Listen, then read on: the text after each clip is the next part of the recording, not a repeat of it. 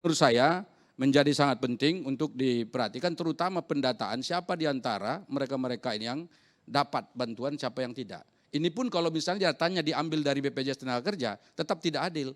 Kenapa? Karena itu pasti pekerja formal, pekerja yang memang tercatat di perusahaan-perusahaan dan industri-industri.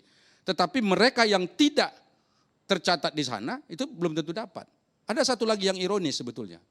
Di kita ini Bang Karni, saya juga turun ke daerah, itu banyak tenaga kerja sukarela namanya, yang bekerja di kabupaten-kabupaten kota di seluruh Indonesia. Mereka itu bekerja di rumah-rumah sakit, mereka itu belum tentu digaji. Karena tenaga sukarela itu tidak digaji, ini tidak pernah dipikirkan oleh pemerintah. Banyak jumlahnya, dan itu semua kabupaten kota ada. Nah ini mestinya yang tenaga kerja sukarela, yang sukarela namanya nggak digaji kok.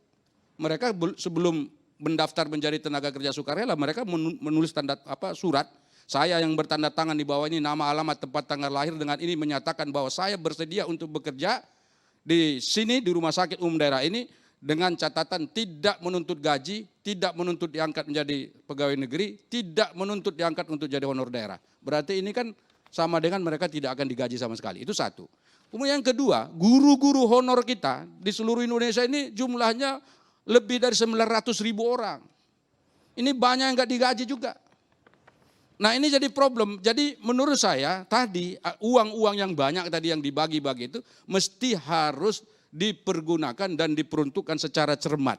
Sehingga dengan demikian tepat sasaran. Jangan sampai kita bagi uang tidak tepat sasaran. Dan belum lagi Bang Karni, orang banyak pengangguran di sana sini.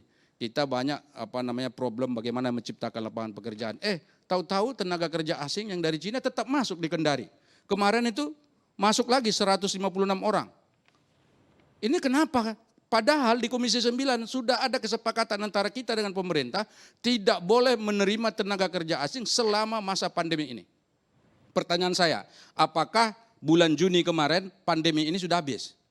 Menurut saya belum.